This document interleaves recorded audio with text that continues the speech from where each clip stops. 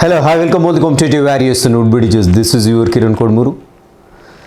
Yes మరి APDSC notification వచ్చిన సందర్భంగా ఈ తరుణంలో చాలామంది అభ్యర్థులు ఒక రైజ్ చేసేటువంటి క్వశ్చన్ అండ్ కామెంట్స్లో ఎక్కువగా డిమాండ్ ఉన్నటువంటి క్వశ్చన్ ఏంటంటే టైం చాలా తక్కువగా ఉంది సార్, మా సిలబస్లో చూసినట్టయితే ఇంటర్మీడియట్ పోర్షన్ మొత్తం కూడా పెట్టడం జరిగింది.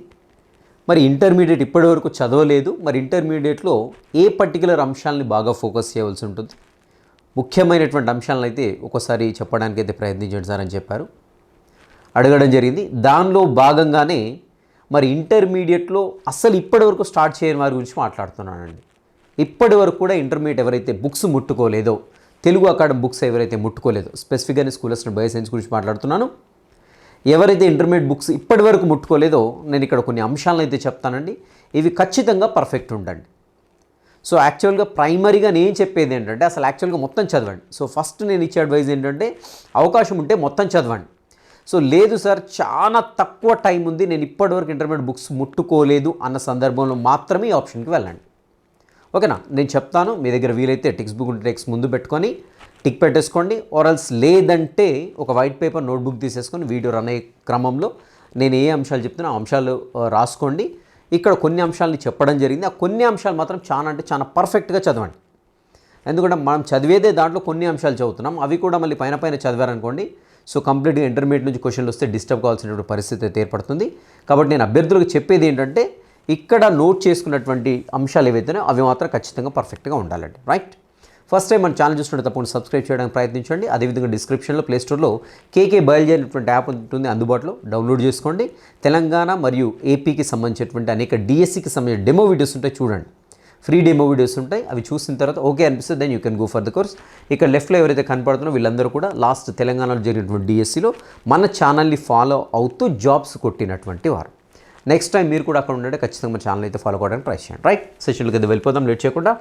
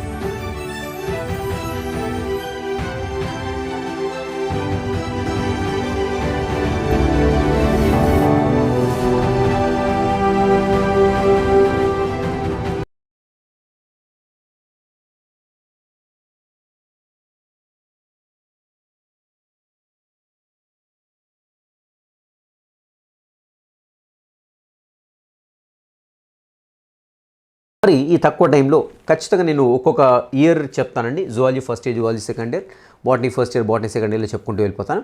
రైట్, జువాలజీ ఫస్ట్ ఇయర్లో జువాలజీ ఫస్ట్ ఇయర్ తీసుకుందాము. ఇక్కడ జువాలజీ ఫస్ట్ ఇయర్లో ఫస్ట్ యూనిట్లో చూసినట్టు మొత్తం 10 టాపిక్స్ కనపడుతుంది, మనకి 10 అంశాలు కనపడుతుంటాయి. బట్ నేను ఆ 10లో కూడా కొన్ని ఫిల్టర్ చేసి ఇవ్వడం జరిగింది మీకు. ఓకేనా, సో ఇక్కడ హెడ్డింగ్ చూసి చాలా ఉన్నాయనుకోకండి, ఈ 10 అంశాలు నేను కొన్ని చెప్తాను. ఏంటి అని చూసినట్టయితే జంతు శాస్త్రంలోని శాఖలు 2 పేజెస్ ఉంటాయండి, అంతకంటే ఎక్కువ ఉండవు. నెక్స్ట్ వచ్చేసి వర్గీకరణ అంతస్తులు, నామీకరణ, ద్వినామీకరణ, త్రినామీకరణ, ఇవి 3 టాపిక్స్ పర్ఫెక్ట్గా చదవండి. సో మనం 7 అంశాలను అక్కడ ఎక్స్క్లూడ్ చేసేసామండి. 7 అంశాలు ఆల్రెడీ చదివిన వాళ్ళైతే పర్వాలేదు, చదవని వారు తక్కువ టైం ఉందనుకున్నారు మాత్రం ఖచ్చితంగా ఈ 3 ముఖ్యమైనటువంటి అంశాలండి. క్వశ్చన్ అనే ప్రాబిలిటీ ఎక్కువగా ఉంటుంది కాబట్టి ఖచ్చితంగా ఇవి చూసుకోండి. నెక్స్ట్ సెకండ్ యూనిట్లో వచ్చేసి జంతు దేహ నిర్మాణం, దీనిలో 2 చదవండి టాపిక్స్. అవి ఏంటంటే శరీర కుహరం, అదేవిధంగా జంతు కణజాలాలు. సో మరి 2 చదవమన్నారు సార్, క్వశ్చన్ రాలేదని నన్ను కాలర్ పట్టుకొని రేపటి అడగండి. ఎందుకంటే తక్కువ టైం ఉంది, ఇంటర్మీడియట్ ఇప్పుడు స్టార్ట్ చేసే వాళ్ళకి మాత్రం ఖచ్చితంగా చదవాల్సిన అంశాల గురించి నేను మాట్లాడుతున్నాను. ఓకేనా, రైట్. నెక్స్ట్ వచ్చేసి జంతు వైవిధ్యం 1 and 2 అండి. సో ఇక్కడ చూసినట్టయితే మనకి ఇన్వర్ట్బ్రేట్స్, వర్ట్బ్రేట్స్ 2 కూడా ఉంటాయి దీంట్లో. సో ఆ 1 and 2లో ఏంటి, అసలు ఎలా చదవాలి మనము, ప్రత్యేకంగా అకశేరుకల వర్గాలైనా నెక్స్ట్ కార్డేట్కి సంబంధించిన వర్గాలని ఎలా చదవాలి వర్గాలను చూసినట్లయితే సాధారణ లక్షణాల్లో సాధారణంగా ఉన్నాయి వదిలిపెట్టేసాయండి. ప్రత్యేకమైనటువంటి లక్షణాలు ఆ వర్గానికి ఏమైనా ఉన్నాయా, వాటిని ఖచ్చితంగా చదవండి. ఉదాహరణ నెమటోడా చూసామండి. నెమటోడా లేకుంటే ప్లాటిహెల్మింతస్, నిమాటిహెల్మింతస్ చూసాం. నిమాటిహెల్మింతస్ అని వెంటనే ఏం గుర్తు రావాలి మనకి? నాలం అనేటువంటి విషయం గుర్తు రావాలి. మొట్టమొదటిసారిగా మిథ్యా కుహరం ఏర్పడినటువంటి జీవులు, అదేవిధంగా రెనెట్ కణాల ద్వారా విసర్జన, ఇలాంటి కీ పాయింట్స్ ఉంటాయండి కొన్ని. సో మీరు ఒకసారి ఆల్రెడీ చదివి ఉండి మీకు అవగాహన ఉన్నట్లయితే ఆ వర్గంలో ఉండేటువంటి అతి ముఖ్య సాధారణమైన లక్షణాల్లో కూడా ప్రత్యేకంగా ఉండేటువంటి పాయింట్స్ని గుర్తుపెట్టుకుంటే సరిపోతుందండి. ఓకేనా? ఫర్ ఎగ్జాంపుల్ ఫస్ట్ పాయింట్, ఈ జీవులు తేమగల ప్రాంతాల్లో, నీటిలో లేకుంటే సముద్రం నీటిలో, మంచినీటిలో నివసిస్తుంటాయి. వదిలిపెట్టండి, ఆ పాయింట్ అవసరం లేదు. సో ఆ పర్టికులర్ వర్గంలో ఉండేటువంటి సాధారణ లక్షణాలు ఏవైతే ప్రత్యేకంగా ఉంటాయో ఆ లక్షణాలు మాత్రం కంపల్సరీ చదవండి. నెక్స్ట్ అదేవిధంగా పర్టికులర్ ఆ జీవుల ఆ వర్గం చెందిన జీవులకి ఏదైనా ఆర్థిక ప్రాముఖ్యత ఉందా? కంపల్సరీ వాటికి సంబంధించిన ఆర్థిక ప్రాముఖ్యత ఉంటే ఆర్థిక ప్రాముఖ్యత గురించి చదవండి. నెక్స్ట్ వర్గాల మధ్య సంబంధ బాంధవ్యాలు ఏమైనా ఉన్నాయా? ఒక వర్గానికి ఇంకో వర్గం రిలేటెడ్గా ఏమైనా ఉన్నాయా? అదేవిధంగా వాటి మధ్య సంధాన సేతులు కావచ్చు, ఏ కాలంలో పుట్టాయి, ఏం సంగతి, ఇవన్నీ ఉంటాయి. సో ఇవి కంపల్సరీ ఫోకస్ చేస్తూ చదువుతున్నట్లయితే మనం అకశేరుకాలు సకశేరుకాలు త్వరగా కంప్లీట్ చేయడానికి ఛాన్స్ ఉంది. ఇది సరిపోతుందండి. ఈ మూడుని దృష్టిలో పెట్టుకొని ప్రిపేర్ కంటే సరిపోతుంది. అండ్ ప్రోటోజోవ జీవుల్లో గమనం మరియు ప్రత్యుత్పత్తి చూసినట్లయితే ఇక్కడ ప్రత్యుత్పత్తి పైన పెద్ద ఫోకస్ చేయకుండా ఖచ్చితంగా కషాబం మరియు శైలికల యొక్క నిర్మాణం. సో కషాబం యొక్క నిర్మాణం చదివామంటే ఆటోమేటిక్గా శైలికల నిర్మాణం చదివినట్టండి. ఓకేనా? అండ్ నెక్స్ట్ వచ్చేసి వివిధ రకాల గమనాలు, వాటికి సంబంధించిన సిద్ధాంతాలు, ఇవి చదువుకుంటే సరిపోతుందండి. ప్రత్యేకంగా ఇంకా మన ప్రత్యుత్పత్తి కూడా ఇచ్చాడు లెసన్లో. ఇవి రెండు చూసుకుంటే ఇక్కడ నుంచి క్వశ్చన్ అడగడానికి ప్రాబిలిటీ ఎక్కువ ఉంది కాబట్టి ఇవి రెండు అంశాలను తప్పకుండా కవర్ చేసుకోండి. అండ్ నెక్స్ట్ 6th చూసినట్టే మానవ సంక్షేమంలో జీవశాస్త్రం అండి. సో దీంట్లో కూడా అనేక అంశాలనే, కానీ ఒక్కటి మాత్రం చదువుకోండి. ఇక్కడ పరాన్న జీవనం, దాని యొక్క అనుకూలనాలు ఏవైతే ఉన్నాయో, సో కొన్ని రకాల పరాన్న జీవులు ఇచ్చాడు కదా, ఆ పరాన్న జీవులు, అదేవిధంగా పరాన్న జీవులు అతిదేయి అటాక్ చేసేటప్పుడు అతిదేయి పైన పరాన్నజీవి అటాక్ చేస్తుంది. అదేవిధంగా ఈ పరాన్నజీవిని చంపేయడం కోసం అతిదేయి కూడా కొంత ఏదో ఒక రియాక్షన్ చూపిస్తూ ఉంటుంది. సో ఆ రియాక్షన్ నుండి తప్పించుకోవడానికి పరాన్నజీవులు ఎలాంటి అనుకూలన ఉన్నాయి, ఇవి చదివితే సరిపోతుందండి ఇక్కడ మానవ సంక్షేమంలో జీవశాస్త్రం. అండ్ బొద్దింక చూసినట్టయితే బొద్దింకలో చాలా టాపిక్స్ ఉన్నాయండి. స్పెసిఫిక్గా మీరు ఫోకస్ చేయాల్సిన నాడీ వ్యవస్థ, అదేవిధంగా జ్ఞాన అవయవాలు. సో దాంట్లో స్పెసిఫిక్గా ఏంటంటే మనకి ఒమాటిడియం, దాని యొక్క స్ట్రక్చర్, పనిచేసే విధానం, అండ్ అది బొద్దింకలో నోటి ముఖ భాగాలు ఉంటాయి. సో ముఖ భాగాలు ఇవి చదువుకుంటే సరిపోతుందండి. ఓకేనా? అండ్ నెక్స్ట్ జీవవర్ణం పర్యావరణంలో ఏం చూడాలి. సో మనకి జీవవర్ణం పర్యావరణం అంటే కామన్గా ఉంటుంది, సింపుల్ టాపిక్స్ ఉంటాయి. ఇక్కడ స్పెసిఫిక్గా ఈ మూడింటి మీద ఫోకస్ చేయండి. జనాభా అంతర చర్యలు, అదేవిధంగా పోషక వలయాలు, అదేవిధంగా కాలుష్యం. సో ఖచ్చితంగా కాలుష్యం నుండి క్వశ్చన్ ఉండడానికి అయితే ప్రాబిలిటీ 100% ఉంటుంది. గుర్తుపెట్టుకోండి, నేను చెప్తున్నాను మళ్ళీ కూడా, కాలుష్యం నుండి ఖచ్చితంగా క్వశ్చన్ ఉంటుంది, గుర్తుపెట్టుకోండి. రైట్? సో ఇవి 3 అంశాలు దాంట్లో చదువుకుంటే సరిపోతుంది. అండ్ జువాలజీ సెకండ్ ఇయర్ చూద్దాం. జువాలజీ సెకండ్ ఇయర్లో చూసినట్టయితే మానవ శరీర ధర్మశాస్త్రం 1, 2, 3, 4 ఉన్నాయండి. ఈ 1, 2, 3, 4 చదివేటప్పుడు, ఈ క్రమంలో చదివేటప్పుడు దాంట్లో అతి ముఖ్యమైనటువంటి అంశాలపైన ఫోకస్ చేస్తూ చదువుకుంటే సరిపోతుందండి. సో అంతే తప్ప ఇంకా మరీ డెప్త్గా చదవాల్సిన పని లేదు. సో అతి ముఖ్యమైన అంశాలపైన ఫోకస్ చేస్తూ చదవండి. అండ్ జన్యుశాస్త్రంలో ఏ అంశాలు చదవాలని చూసినట్టయితే ఇక్కడ జన్యుశాస్త్రంలో కొన్ని రాశానండి, అవి చదువుకుంటే సరిపోతుంది. ప్లియోట్రోఫీ, బహుళయుగ్మ వికల్పకాలు ఒకటి, నెక్స్ట్ అదే వివిధ జీవుల లింగ నిర్ధారణ ఒకటి, నెక్స్ట్ జన్యు సంబంధ అపస్థితులు అండి. జన్యు సంబంధ అపస్థితుల్లో మనకి డిఎన్ఏలో మనకి ఉత్పరివర్తనాల్లో సంభవించే కావచ్చు, లేదంటే నెక్స్ట్ మ్యూటేషన్స్ ఉంది. సో ఉత్పరివర్తన మ్యూటేషన్స్ వల్ల కావచ్చు, లేకుంటే నెంబర్ ఆఫ్ క్రోమోజోమ్స్లో అసమతుల్యత వల్ల కూడా ఏర్పడేటువంటి జన్యు అపస్థితులు ఉంటాయి కదా. సో అపస్థితులన్నీ కూడా చదవండి. ఖచ్చితంగా దీంట్లో క్వశ్చన్ రావడానికి ప్రాబిలిటీ ఉంది. And DNA fingerprinting, next జీవోపన్యాస సిద్ధాంతాలు అండి, అవి కంపల్సరీ చదవండి, జీవోపన్యాస సిద్ధాంతాలు. అండ్ నెక్స్ట్ వచ్చేసి హార్డీ-వెయిన్బర్గ్ సూత్రం ఒకటి ఉంది, అది చూసుకోండి.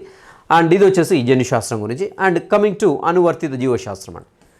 సో అనువర్తిత జీవశాస్త్రం చూసినట్లయితే మరి దీంట్లో ఏం చదవాలని చూసినట్లయితే సాధారణంగా పశుసంవర్ధనం ఒకటి, కోళ్ళ మరియు తేనెటీగల పెంపకం ఒకటి, నెక్స్ట్ జీవ వైద్య సాంకేతికత ఉన్నదండి, సాంకేతికత. సో ఇవి చూసుకుంటే సరిపోతుంది. ఇవి 2 అంశాలు ఇక్కడ, పశుసంవర్ధనం, కోళ్ళ మరియు తేనెటీగల పెంపకం, జీవ వైద్య సాంకేతికత ఏందో ఇవి మనకు అనువర్తిత జీవశాస్త్రం. అనువర్తిత జీవశాస్త్రం చాలా ఉన్నాయండి, మనకు అయిన అవసరం లేదు, ఇవి ఒకటి చూసుకోండి, ఇవి 2 సరిపోతుంది. ఓకేనా? And then next botany first ఇయర్లో ఏం చదవాల్సింది చూసినట్లయితే, బాటనీ ఫస్ట్ ఇయర్లో జీవశాస్త్ర వర్గీకరణ, ఫస్ట్ యూనిట్లో చాలా అంశాలు ఉన్నాయి, బట్ ఇక్కడ జీవశాస్త్ర వర్గీకరణ ఒకటి చూసుకోండి సరిపోతుంది. నెక్స్ట్ వచ్చేసి పుష్పించే మొక్కల స్వరూప శాస్త్రం అండి. సో ఇక్కడ స్పెసిఫిక్గా ఒక యూనిట్ ఉందండి మనకి దీంట్లో. సో కాండం కావచ్చు, పత్రం కావచ్చు, వేర్లు కావచ్చు, ఫలం కావచ్చు, పుష్పం యొక్క పుష్ప విన్యాసాలు కావచ్చు, వీటి యొక్క రూపాంతరాలు, వాటిల్లో స్పెసిఫిక్గా స్వరూప శాస్త్రంలో ఎగ్జాంపుల్స్ మాత్రం కంపల్సరీ గుర్తుపెట్టుకోవాలి. 100% చెప్తున్నాను నేను ఇక్కడ నుండి, ఖచ్చితంగా క్వశ్చన్ ఉంటుంది. స్వరూప శాస్త్రంలో కాండం, పత్రం, వేరు, రూపాంతరాలు, ఓకేనా, ఫలము, ఓకేనా. నెక్స్ట్ పుష్పం, పుష్ప విన్యాసం, వీటిల్లో నుండి క్వశ్చన్ లేకుండా క్వశ్చన్ పేపర్ ఉండదు. క్వశ్చన్ కూడా ఎగ్జాంపుల్స్ నుండే క్వశ్చన్ ఉంటుంది, గుర్తుపెట్టుకోండి. రైట్. నెక్స్ట్ వచ్చేసి పుష్పించే మొక్కల్లో లైంగిక ప్రత్యుత్పత్తి, అలైంగిక ప్రత్యుత్పత్తి అలా స్కిప్ చేసినా పర్వాలేదు, లైంగిక ప్రత్యుత్పత్తి చదవండి. అండ్ నెక్స్ట్ వచ్చేసి కణ నిర్మాణం, కణాంగాలు ఖచ్చితంగా చదవండి. కణం యొక్క నిర్మాణం, దాంట్లో ఉండేటువంటి కణాంగాలు, వాటి యొక్క విధులు ఏంటి. నెక్స్ట్ వచ్చేసి కణచక్రం. సో దీంట్లో మనకు తెలిసింది సమవిభజన మరియు క్షేకరణ విభజన అనేటువంటి 2 అంశాలు ఉంటాయి, ఇవి చదవండి. నెక్స్ట్ ఆవరణ వ్యవస్థలో చూసినట్టయితే ఆవరణ సంబంధ అనుక్రమం ఉంటుందండి. సో ఒక ఆవరణ వ్యవస్థ ఏర్పడాలని దాంట్లో ఉండేటువంటి వివిధ రకాల దశలు ఏంటి, ఆవరణ వ్యవస్థను బట్టేసి అక్కడ దశలు అనేవి ఉంటుంటాయి, కంపల్సరీ దాన్ని అనుక్రమంగా చెప్తుంటాం. సో ఇది ఆవరణ సంబంధ అనుక్రమం కంపల్సరీ చదవాల్సి ఉంటుందండి. ఇవి బాటనీ ఫస్ట్ ఇయర్ సంబంధించినటువంటి అంశాలు. రైట్. బాటనీ సెకండ్ ఇయర్ చూసినట్లయితే ఫస్ట్ యూనిట్లో మీకు ఎంజైమ్లు ఉంటాయి, అదేవిధంగా వృక్ష శరీరధోరణి శాస్త్రం అనేది, నెక్స్ట్ కిరణజన్య సంయోగక్రియ, శ్వాసక్రియ, నెక్స్ట్ మొక్కల్లో ఉండేటువంటి హార్మోన్స్ అండి, ఇవి కంపల్సరీ చదవాల్సినటువంటి అంశాలు. నెక్స్ట్ సెకండ్ దాంట్లో చూసినట్టు సూక్ష్మజీవ శాస్త్రం ఉంటుంది, దాంట్లో బ్యాక్టీరియా, వైరస్లు నాకు తెలిసి హార్డ్లీ ఒక 4 పేజెస్ ఏమి ఉన్నట్టుంది, అవి చదవండి సరిపోతుంది. అండ్ ఇక్కడ మనకి జన్యుశాస్త్రంలో చూసినట్లయితే మరీ డెప్త్గా అవసరం లేదు. ఇక్కడ మెండల్ అనువంశికత సూత్రాలు ఒకటి చదువుకోండి. సో 3 ఉన్నాయి కదా, 3 చదువుకుంటే సో పర్ఫెక్ట్ దాని కాన్సెప్ట్ అర్థం చేసుకోండి, దానికి ఉన్న ఎగ్జాంపుల్స్ ఏవైతే గుర్తు అర్థం చేసుకుంటే సరిపోతూ ఉంటుంది. నెక్స్ట్ వచ్చేసి డిఎన్ఏ వర్డ్ చూసినట్టయితే డిఎన్ఏ ప్రతికృతి ఉంటుంది, రెప్లికేషన్ ఆఫ్ డిఎన్ఏ ఉంటుంది. అండ్ అదేవిధంగా ఎక్స్క్యూజ్ మీ ప్రోటీన్ సంశ్లేషణ ఉంటుందండి. ప్రోటీన్ సంశ్లేషణ కూడా తప్పకుండా చదవండి. ప్రోటీన్ సంశ్లేషణ దాంట్లో మనకు తెలిసింది, ఇంకా ట్రాన్స్క్రిప్షన్ అదేవిధంగా ట్రాన్స్లేషన్ ఉంటాయి కదా, అవి తప్పకుండా చదవండి. వాటితో పాటుగా ల్యాక్ ఓపెరాన్ కాన్సెప్ట్ ఏదైతుందో అది కూడా చదవండి. దీంట్లో ఇవన్నీ కూడా చదివినట్లయితే సరిపోతుంది. నెక్స్ట్ జీవ సాంకేతిక శాస్త్రం, అదేవిధంగా దాని యొక్క అనువర్తనాలు ఏవైతే ఉన్నాయో, బయోటెక్నాలజీ అండ్ ఇట్స్ అప్లికేషన్స్ ఏవైతే కంపల్సరీ చదవండి. అండ్ మానవ సంక్షేమంలో సూక్ష్మజీవులు అండి, చివరి టాపిక్ ఉంటుంది ఇది. సో సూక్ష్మజీవులు మరి యొక్క మానవ మనుగడలో, మానవ అభివృద్ధిలో ఏ విధంగా ఉపయోగపడతాయనేటువంటి అంశాలు ఉన్నాయి. సో ఇవి మాత్రం చదువుకోండి సరిపోతాయి. అంటే స్పెసిఫిక్గా సరిపోతాయంటే నేను ఎప్పుడు కూడా సరిపోతాయని చెప్పాను, ఎందుకంటే ఎగ్జామినర్ పర్టికులర్గా ఈ టాపిక్స్ నుండే క్వశ్చన్లు ఇస్తాడని గెస్ చేయడానికి రాదు. బట్ అతి ముఖ్యమైనటువంటి అంశాలని పాయింట్అవుట్ చేయమన్నారు కాబట్టి దీన్ని సార్ట్అవుట్ చేసేసి పెట్టడం జరిగింది. సో వీలైతే మీరు ఒక నోట్బుక్లో కానీ లేదంటే టెక్స్ట్ బుక్ ముందు పెట్టుకొని టిక్ పెట్టుకుంటూ అయితే వెళ్ళిపోండి. సో పర్టికులర్గా ఇప్పుడు ఇంటర్మీడియట్ స్టార్ట్ చేస్తున్నాం మనం, ఈ అంశాలపైన ఫోకస్ చేస్తూ చదువుకుంటూ వెళ్ళండి. సో మ్యాక్సిమం గరిష్ట స్కోర్ ఇంటర్మీడియట్ నుండి వచ్చే క్వశ్చన్ల నుండి గరిష్టంగా స్కోర్ చేసేటువంటి అవకాశం అవుతుంది. ఓకేనా. రైట్. సో వీడియో యూస్ఫుల్ ఉంటే తప్పకుండా లైక్ మాత్రం చేయండి, అదేవిధంగా కామెంట్స్లో మెన్షన్ చేయండి మీకు ఎలాంటి వీడియోలు నేను చేస్తే మీ యొక్క ప్రిపరేషన్ యూస్ఫుల్గా ఉంటుందో, ఎలాంటి వీడియోలు కావాలో నాకు కామెంట్స్లో మెన్షన్ చేయడానికి అయితే ప్రయత్నించండి. అండ్ ఇంతకుముందు చెప్పినట్టు కేకే బైల్ యాప్ అనేది డిస్క్రిప్షన్లో ఉంటుంది, ప్లేస్టోర్లో ఉంటుంది, తప్పకుండా డౌన్లోడ్ చేసుకోండి. డెమో వీడియోస్ ఉంటాయి చూడండి, డిస్క్రిప్షన్లో కూడా డెమో వీడియోస్ ఉన్నాయి, ఏపీడిఎస్కి సంబంధించిన డెమో వీడియోస్ ఉన్నాయి చూడండి. So well and good, okay అనిపిస్తుంది. దెన్ కేకే బైల్ డౌన్లోడ్ చేసుకొని దాంట్లో మీకు దీంట్లో కూడా డెమో వీడియోస్ ఉంటాయండి, కేకే బైల్ కూడా తప్పకుండా చూడండి. ఓకే అనిపిస్తుంది. Then you can go for the course. And ఇక్కడ కనపడే వాళ్ళు తెలంగాణలో మనకు జాబ్ సాధించినటువంటి స్కూల్ అసిస్టెంట్ బైసెన్ జాబ్ సాధించినటువంటి సో దిగ్గజాలు అనమాట. నెక్స్ట్ మీరు ఆ ప్లేస్లో ఉంటే ఖచ్చితంగా మన ఛానల్ అయితే ఫాలో అవ్వడానికి ట్రై చేయండి. I wish all the best. Meet in the next session. Have great day.